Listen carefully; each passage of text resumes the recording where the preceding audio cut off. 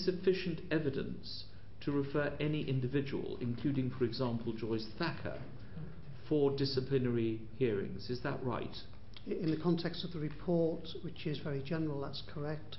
The report provides an evidence base for me to look at a range of other things, and I'm currently looking at a range of other things. But you understand the concerns of the public and indeed Parliament. Here you have a situation where we've heard of industrial scales of child abuse, the resignation of the leader of the council, your own resignation because you feel you are partly responsible for what has happened and the failure to act. But at the end of the day, nobody is disciplined, nobody is referred for further action. Mrs. Thacker retains her position, which she has held, which has been intimate to these discussions over a long period of time, and you've not recommended anyone being suspended, you've not criticised anyone, you've not disciplined anyone, you've taken it all on your shoulders, and you're waiting till December to finally give up. It's an orderly transition. It's not a kind of emergency decision like Councillor Stone's, is it? No, you understand the concern of the public. Nobody seems to be held to account. No, sir, that's not the position. As I've indicated, the report provides information to enable me to undertake further inquiries, but of itself it doesn't give me sufficient information to be able to consider disciplinary action. So I'm in the process of doing a number of things. Sorry, insufficient evidence. And whose advice did you take on that? Because though you're the chief executive, yes, you will presumably have taken legal advice as to whether or not people have done so. Is that internal legal advice from your borough solicitor? No, I've taken legal advice twice from leading counsel on the approach that I should follow. And is it your worry that if you start disciplining people, like for example Miss Thacker or somebody else in the council who is intimately involved in these matters, that they might then turn around and take the council to court? Is that the worry you have? I have no worries, sir. During the course of my tenure, there have been several disciplinary actions, including people working within children and young people services. They've always been undertaken properly, having regard to the council's policies and, of course, employment rights. No, we understand the employment issue, and please don't misunderstand me. We're concerned with what Professor Jay said, that there was a collective failure of political and officer leadership. Yes. Now that's more than Mr. Stone and you, isn't it? You're not the entire officer leadership. We're dealing with a period of time here which stretches across 17 years. But in the period that you've been chief executive, we're not talking about prior to 2009, even though it may be that you knew about Rotherham Council, we can't hold you responsible for that. In respect of 2009 to 2014, you were the chief executive, but there were other officers. Professor Jay's not just talking about you, is she? No, but Professor Jay, when she talks about collective leadership, isn't talking about the period from 2010 to 14, where indeed she acknowledges there's been substantial improvement. She's talking about a prior period of time across the full range of her study from 1997 through to 2013. Sure.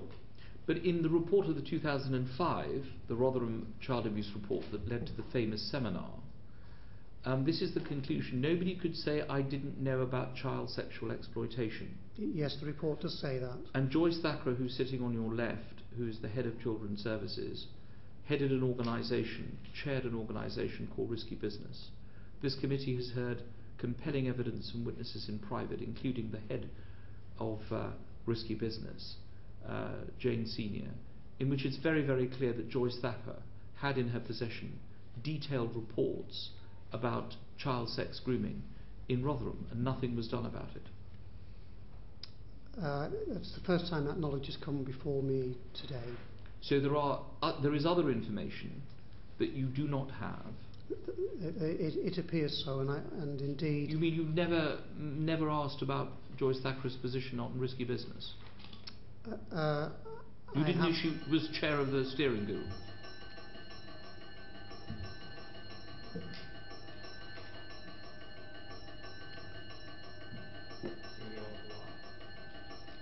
I'm sorry, sir, I wasn't avoiding... No, it's okay, you can wait till the bell finishes. Order now that we are quorate. Mr. Kimber, I asked you whether you knew that Joyce Thacker was the chair of the steering group of risky business. Did you know that? Didn't, sir, no. You didn't? No. Have you heard of risky business? Yes, I know it well. How often do you meet Joyce Thacker? I meet with Joyce on a daily basis. Has she ever disclosed to you that prior to becoming the Director of Children's Services, that she chaired the steering group of risky business? I'm testing my memory, sir, because I don't want to mislead. I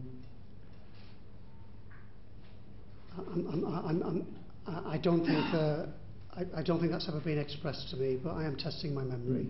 You see, what I and other members of the committee and the public must think is, here is Mr. Kimber. He's a decent man. He's taken his share of responsibility. He's stepping down as chief executive in December. He hasn't decided whether or not to take his full pension. He's going to think about that. But he's come along to the council and he said all other council officers seem to have behaved sufficiently well for nobody to be referred for disciplinary action.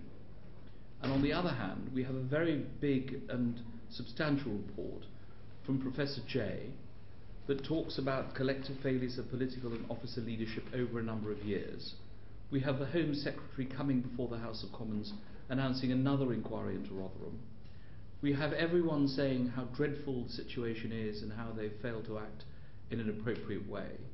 But the head of Children's Services is still in place, and we're talking about very serious allegations of abuse going over a number of years. Some, of course, very recently, we've just heard from the Chief Constable, 25 new cases since the J report was published. But you've suspended nobody. You've asked nobody to stand aside even temporarily. You've referred nobody for disciplinary action at all. Irrespective of the J report, your instinct has not been to try and clear out the stable. Why is Joyce Thacker still in her position, bearing in mind the committee and the public have heard so much about the problem with children's services? My instinct, sir, is to do things properly. As I've already indicated to you, I've taken advice on an appropriate approach. The J report provides me with some base information, but it lacks specificity, and the reason for that is to protect anonymity, as you would expect. So consequently, I'm doing a number of things to add to the information base, including having asked Professor Jay a number of questions to assist me. No, we're not talking about the criminal investigations. We're talking about the job that you have, for which you're paid $160,000, to be able to reassure the public that your chief officers are doing their job properly. Because the Home Secretary has announced an inquiry into Rotherham, and the person who presumably controls the files of children's services in Rotherham is one of the people who presumably is going to be subject to the most intense scrutiny, Joyce Thacker. But you've left her in place. This is what I can't understand. You've not even said, will you stand aside while this inquiry is going on? You have left her and all of her colleagues in their position. I find this very hard to understand. As I've indicated, sir, I'm in a process of going through to take additional information. You can be reassured if that additional information tells me that I need to do anything, that I will do it. I have evidence in place that I have taken such decisions in the past, and I will do so in the future if I need to. But since you gave evidence to this committee 2 years ago... Sorry, Mr. Kimber, sorry to speak over you. But since you gave evidence to this committee 2 years ago, tell me how many senior council officers involved with children's services have been asked to leave by you as chief executive. Not now because of the J report, but since the articles appeared by Andrew Norfolk and since our last report 18 months ago. Tell me the name of one officer who's been asked to leave. No one's been asked to leave, sir, but as I've already indicated to you, there's a range of evidence, including the J report itself, which indicates that at least since 2010, services have been fit for purpose, albeit clearly there needs to be improvement, and it's also clear from the report there have been some very severe failings in the past. We know all the good news because that was the first line of your press release. We read that. Joyce Thacker, You have been involved in Rotherham Council since 2006 when you joined as Deputy Head of Children's Services. Yes. What responsibility do you take as a result of this damning report by Professor Jay? Firstly, can I say that we actually commissioned this report in Rotherham. We wanted to lay bare what had gone on for years and years, and this was an opportunity to do that, Chair. It's been very hard over the years to get this as a priority in the Council, to get it understood. And we were very actually grateful to Andrew Norfolk for his expose in the Times. It might not have felt that at the time, but it enabled us to actually get this on the agenda. And then we commissioned this report so we could understand the scale of the issue. Quite frankly, it's shocking, the scale of the issue. We didn't know that, but we wanted this report commissioned so we could understand what had gone on over many, many years. So you are telling this committee that until this report was published, you knew nothing about the scale of child grooming, irrespective of the report published by this committee 18 months ago, irrespective of what you yourself knew as chair of the steering group of risky business, when a report, this file, was passed to you containing a huge amount of information about the crime of grooming that was taking place while you were chair of risky business. You are telling me and this committee that you needed Professor Jay to tell you this. No, you didn't know yourself. I have known ever since I've been involved in Rotherham and indeed chaired the Risky Business Project that there was a huge issue of child sexual exploitation in the town. And there was a small group of people in a small project, a youth-led project, who were desperately trying to get their voice heard. And I agreed to take on chairing this so that to be independent chair, so I could help pull partners together. They were finding it incredibly difficult to get people to listen to and have their voice heard. So if you knew about this, what have you been doing about it since 2006, when you've actually had an enormous amount of power as the head of Children's Services? For part of that time, your lead counsellor was Shaun Wright, who is now the Police and Crime Commissioner, who will be giving evidence shortly to this committee. You and Shaun Wright knew about the scale of child abuse. Is that right? We knew about child sexual exploitation, child abuse admittedly, but we didn't know about the scale of it. We had reports from Risky Business on an annual basis which set out who they were working with. Those reports regularly were brought to the Area Child Protection Committee, as it was, and then into the Safeguarding Children Board. Those reports came regularly, which set out what the priorities were and the work that we were trying to do. I have worked tirelessly, since you've asked me what I've done, to improve things in Rotherham, to actually make sure that it was understood, it was everyone's business was tackling this. Yes, but Ms Thacker, I don't think the committee thinks that you have done enough over the years. My question to you is, why are you still in post? Bearing in mind, you were the deputy head of Children's Services from 2006. You became the head of Children's Services. Prior to that, you headed Risky Business. You've known about this all along. You're one of the threads in respect of what has been happening. Why are you still in post?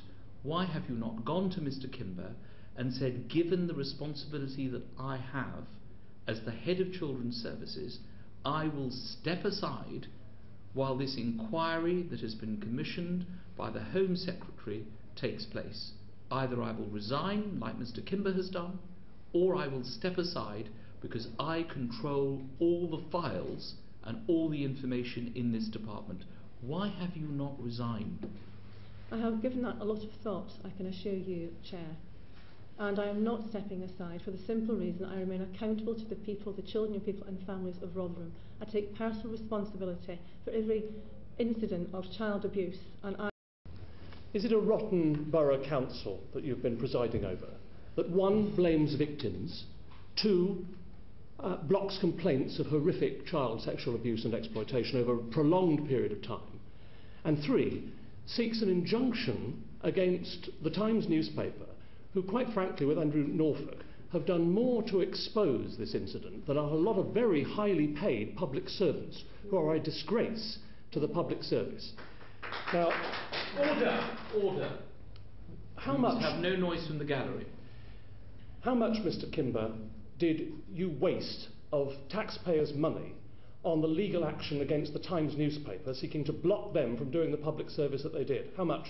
How much do those lawyers cost? to try to deal with your questions, the latest one first, I don't know, sir, but I can let you have the answer in Roughly. writing. Over 100,000? Over 200,000? It would be nowhere near that. Perhaps you'll let us have a note. I will, sir. In the context of me working with a Rotherham Borough, I do not recognise... Rotherham Borough Council. Rotherham Borough Council. I do not recognise what you say in the context that I personally would never allow a position where victims were blamed. It's absolutely not acceptable that infringement... That's what Professor Jay's report says. Professor Jay's report doesn't say it, sir, from 2010 onwards, and I've been the chief executive from the very end of 2009, and so I'm giving you my position of the council that I recognise. I absolutely would not allow that to happen. Right. Well, let me ask you this then, because when the Times broke the story, your response as a local authority was to ask the police to investigate who leaked it to them. Isn't that right? Isn't that right, Mrs. Thacker? We've already covered that, sir, in previous questions. Just answer the question. I don't care whether you've covered it or not. Was that your response, to actually look for the leaker to the story rather than get to the bottom of the gravamen of the story itself? It was important that we protected innocent people's data being released through goodness knows who. The data was more important than the child abuse victims? No, it was important that we protected innocent people. I Ms. did not know Thacker. what anyone might have. Mr. Ennis, could you just let Ms. Thacker finish? Would you like to finish, Ms. Thacker? No, it's fine, thank you. Because I understand you told the Rotherham Advertiser in September of 2012, Ms. Thacker, that you would ask the police to investigate the leak. You were focused on the leak. It beggars belief, doesn't it? Instead of actually being focused on what Norfolk and the Times were reporting, you were trying to waste public taxpayers' money on finding out who leaked it. As I just reiterate to you, sir, I wanted to make sure that we had no private and confidential information of innocent people out there in the public domain. Thank you, Mr. Chairman. Thank you very much. Mr. Kimber, the view of this committee that the evidence we received from Joyce Thacker today has been unimpressive, and we believe that she should be asked to step down to reflect on her position, and if she doesn't do so, she should resign. Of course, at the end of the day, Ms. Thacker, it's a matter for you what you do, but we believe, having accepted this responsibility, we don't accept your evidence that you raised this and nobody was listening to you, though we will hear from Mr. Wright shortly. We believe you, having received the evidence today from Risky Business, where they tell us that 100 names were in this file that was given to you in 2006. This went up to 600 names when you gave evidence to us, and it's now reached 1,400 names, that you should have been aware of this as you were intimately involved in these matters, and that you should resign as a matter of conscience and in order to try and cleanse the council of the leadership that it's had so far. That is the unanimous and collective view of this select committee. And I've made my position quite clear, Chair. Well, we know that. I'm just telling you, you made your position clear at the beginning, and I think that the attitude you've displayed today and in the unimpressive nature of your evidence only adds to that. You might like to bear that in mind, Mr. Kimber, since you've still got 3 months before you go. I'm sure you wouldn't like your legacy to Rotherham to be, you have gone, and the rest of those responsible are still there. I'm sure, since everyone has so much respect for you in the council, you will use your persuasive power to try and cleanse the council of the past, to give the people of Rotherham, and the young people of Rotherham in particular, a future.